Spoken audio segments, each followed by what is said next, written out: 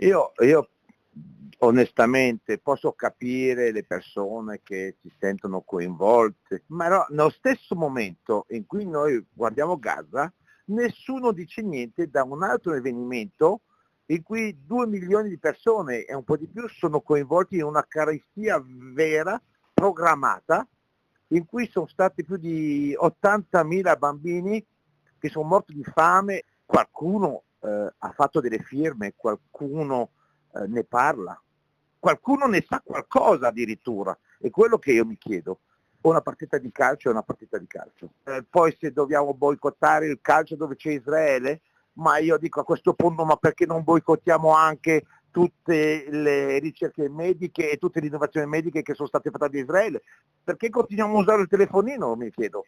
Se uno apre il suo telefonino ci sono solo pezzi israeliani o tecnologia israeliana. Sfoga la sua contrarietà alla raccolta firme per il no alla partita Italia-Israele a Udine il rabbino Meloni, capo della comunità ebraica di Trieste, per poi precisare il suo pensiero sulle parole pro rinvio da parte del sindaco di Udine Alberto Felice De Toni.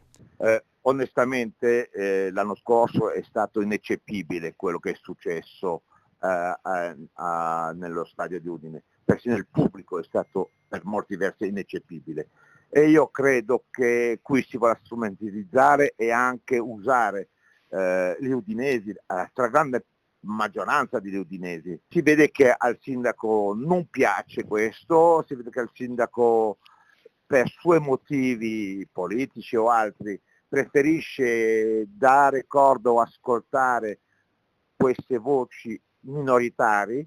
Le istituzioni cittadine fanno fronte comune e anche il vice sindaco Venanzi torna a parlare dell'argomento che crea polemiche a 6 settimane dall'evento allo Stadio Friuli. Oggi avete visto tutti, leggete tutti i giornali, tutti quanti guardate le TV e c'è un'invasione massiva, ci sono bambini che vengono ammazzati quando vanno a prendere il pane e l'acqua, civili che vengono trucidati, quindi insomma la situazione è un po' diversa.